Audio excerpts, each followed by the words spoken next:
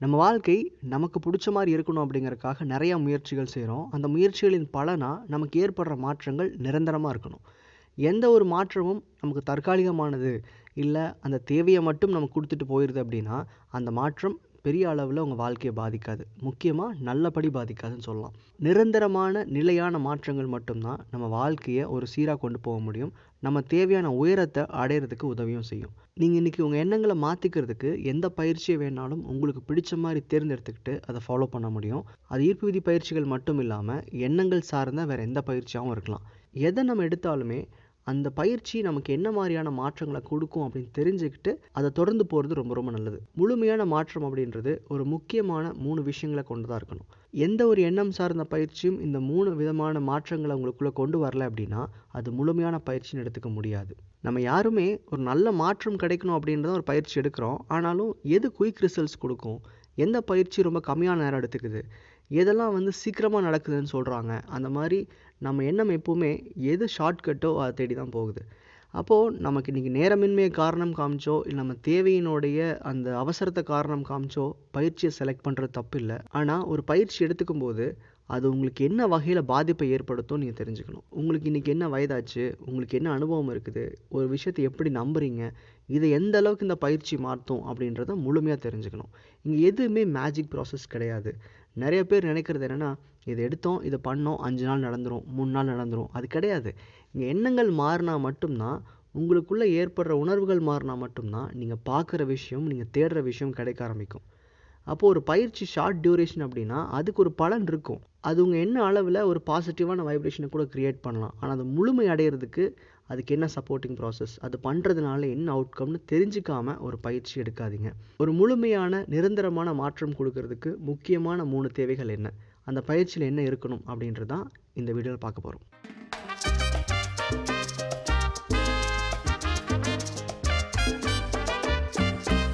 நம்ம எண்ணங்கள் சார்ந்த பயிற்சிகளை எடுத்து பயன்படுத்தும் போது நம்மளுடைய இலக்குகள் எப்போவுமே ஒரு பொருளை சார்ந்ததோ, ஒரு பணத்தை சார்ந்ததோ, இல்லை ஒரு ரிலேஷன்ஷிப்போ, இல்லை ஜாபோ இப்படி இருக்கும். முக்கியமாக இது எல்லாமுமே நம்ம சந்தோஷத்தை போய் அடையிறதுக்கு உண்டான வழிகள் தான். அப்படின்னா கூட நீங்கள் செலக்ட் பண்ணுற இலக்குகள் இருக்கு இல்லையா, அந்த இலக்குகள் அடையிறது மட்டும் ஒரு பயிற்சியோட குறிக்கோளாக இருக்கக்கூடாது. அதாவது இப்போ லா ஆஃப் அட்ராக்ஷன் பயிற்சி என்கிட்ட வரீங்கன்னா, ஓகே உங்களுக்கு என்ன வேணும், வீடு, ஓகே காரு, இல்லை ரிலேஷன்ஷிப், ஓகே இது அடைஞ்சிட்டா பயிற்சி முடிஞ்சிருச்சு, அப்படி கிடையவே கிடையாது. ஒரு பயிற்சியை நீங்கள் எடுக்கிறீங்கன்னா அந்த தேவையை அடையிறதுக்குள்ளே உங்கள் வாழ்க்கை முழுமையாக மாறி இருக்கணும். ஒரு சின்ன எக்ஸாம்பிள், இப்போ நீங்கள் ஒரு BMW கார் வாங்கணுன்றது அவங்களோட ஆசை. ஆனால் இன்றைக்கி உங்களோட சேலரி 30,000 இருக்குன்னு வச்சுப்போம். இன்றைக்கி நீங்கள் இந்த பயிற்சி எடுக்கிறதுனால ஏதோ மேஜிக் நடந்து யாரோ ஒருத்தர் உங்களுக்கு அந்த காரை வாங்கி கொடுத்துட்டாங்க. நாளைக்கு ஒரு 80 lakhs ஒரு 90 lakhs ஒர்த்தான கார் உங்கள் வீட்டில் இருக்குது. ஆனால் இன்றைக்கி உங்களுக்கு இருக்கிற 30,000 சம்பளத்தை வச்சு அந்த காரை மெயின்டைன் பண்ண முடியுமா, மேனேஜ் பண்ண முடியுமா? கண்டிப்பாக உங்களுக்கு கார் கிடைச்சது நல்ல விஷயந்தான், அதை நீங்கள் அனுபவிப்பீங்க, சந்தோஷப்படுவீங்க. ஆனால் உண்மையிலே அப்போ சந்தோஷம் வருமா, கூடயே சின்ன கவலைகளும் பயமும் வர ஆரம்பிக்குமா? அப்போது இங்கே நம்ம தேவைகளை அடையிறதுக்காக மட்டும் பயிற்சி நினச்சிங்கன்னா அது முழுக்க முழுக்க போய். அப்போ ஒரு தேவையை அடையிற முயற்சிக்கு பின்னாடி உங்கள் வாழ்க்கையில் என்ன மாற்றங்கள் நடக்குன்றதான் ஒரு பயிற்சியோட மையமாக இருக்கணும். நான் முதல்லே சொல்கிற மாதிரி ஒரு சின்ன மாற்றங்கள் அடையிறதுக்கோ, சின்ன சின்ன பொருட்கள் அடையிறதுக்கோ, தன்னோட தேவைகள் அடையிறதுக்கு மட்டும் இந்த பயிற்சி இல்லாமல் நீங்கள் இன்றைக்கு வரைக்கும் வாழ்ந்துக்கிட்டு இருக்கிற முறையை மாற்ற ஆரம்பிக்கும். அதாவது ஒரு ஃபினான்ஷியல் டெவலப்மெண்ட்டாக இருக்கட்டும், ஒரு ஹெல்த் வைஸாக இருக்கட்டும், இல்லை ரிலேஷன்ஷிப்பாக இருக்கட்டும், எல்லா வகையிலையும் மாற்றங்கள் ஏற்படுத்தணும். நீங்கள் தேடி போகிற பொருளை மட்டும் கொடுத்துட்டா அப்போது வாழ்க்கையில் அது மட்டும்தான் அவசியமானு கேட்டால் இல்லை. ஸோ ஒரு மொத்த லைஃப்பையும் பேலன்ஸ் பண்ணி உங்களுக்கு வேறு மாதிரியான வாழ்க்கையை காட்டக்கூடிய ஒரு பயிற்சியாக இருக்கணும். 2வது விஷயம், உங்களுடைய கோர் பிலீஃப்ஸ், அதாவது உங்கள் நம்பிக்கைகளை மாற்றக்கூடிய விஷயமா இருக்கணும். இப்போது நம்ம ஒரு பணம் சம்மந்தப்பட்ட தேவையை வாழ்க்கையில் முன்னேற்றமாக எதிர்பார்த்துட்ருக்கோம் அப்படின்னா, உங்களுடைய பாஸ்ட் எக்ஸ்பீரியன்ஸ் அண்ட் பிலீஃப்ஸில் நீங்கள் ஒரு மிடில் கிளாஸ் ஃபேமிலின்னு வந்திருக்கலாம், இல்லை லோவர் மிடில் கிளாஸ்னு வந்திருக்கலாம். இன்றைக்கி ஒரு பிஸ்னஸ் பண்ணணும், அடுத்த லெவலுக்கு போகணுன்னா அந்த பிஸ்னஸ் அனுபவம் உங்களுக்கு எதுவுமே இருக்காது. பிஸ்னஸ் பற்றின சிந்தனையும் தப்பாக இருக்கும். அதாவது நம்ம வேலை செஞ்சுட்டு போகிறது தான் ரொம்ப சுலபம், பிஸ்னஸ் எல்லாம் போய் பணம் போடாதுன்னு உங்களை சுற்றி இருக்கிறவங்களோ, மேபி உங்கள் பேரண்ட்ஸோ கூட சொல்லி கொடுத்துருக்கலாம்.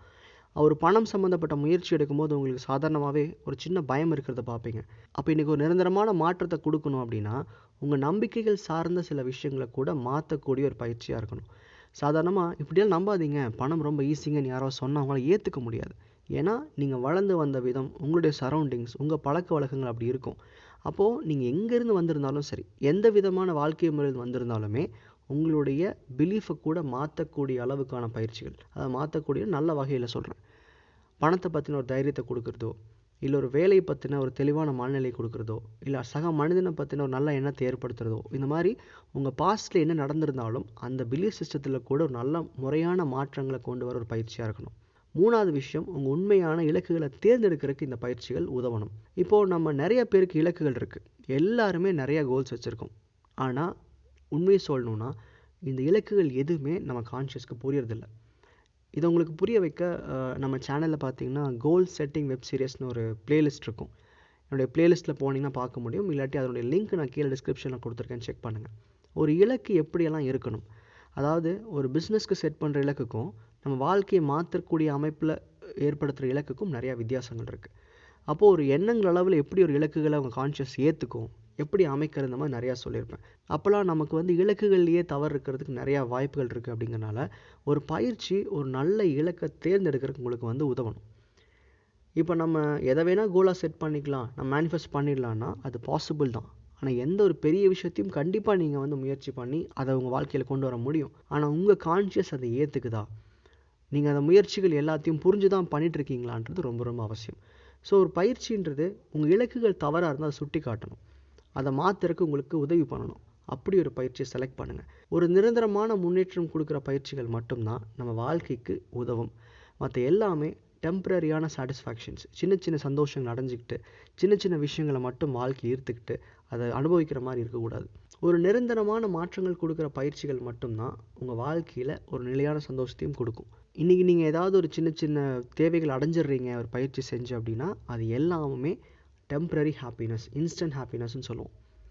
அது கிடைக்கும், அதனால் ஒரு பெரிய மாற்றம் இருக்காது. ஸோ அதை நம்பி அதே மாதிரியான ப்ராக்டிஸை தொடர்ந்து பண்ணாமல், என்னுடைய அனுபவத்தில் இந்த 3 விஷயங்களையும் எங்கே நான் உணர்ந்தனோ அந்த பயிற்சிகளை மட்டும்தான் இப்போ நம்ம சேனலில் அப்டேட் பண்ணிட்டுருக்கேன். இதில் நன்றி எழுதுறது, அஃபர்மேஷன் கேட்குறது, வாட்டர் மேனிஃபெஸ்டேஷன்லேருந்து scripting, visualisation, even vision boards கூட இதில் அடங்கும். இது போக இன்னும் நிறையா பயிற்சிகள் இருக்குது. ஆனால் எதுவுமே நமக்கு தேவைன்ற அளவுக்கு தான் பயன்படுத்தணும் அப்படின்றனால அதை முறையாக இன்னும் யூடியூப்பில் அப்டேட் பண்ணலை. ஸோ உங்களுக்கு எதை பயிற்சி சிறந்ததுன்னு நீங்கள் முடிவு பண்ணுறதுக்கு முன்னாடி இந்த 3 விஷயங்களை புரிஞ்சுக்கோங்க. இந்த மாதிரியான மாற்றங்கள் உங்கள் வாழ்க்கையில் ஏற்படுதான்னு அதை தெரிஞ்சுக்கிட்டு அந்த பயிற்சியை பண்ணுங்கள். நன்றி.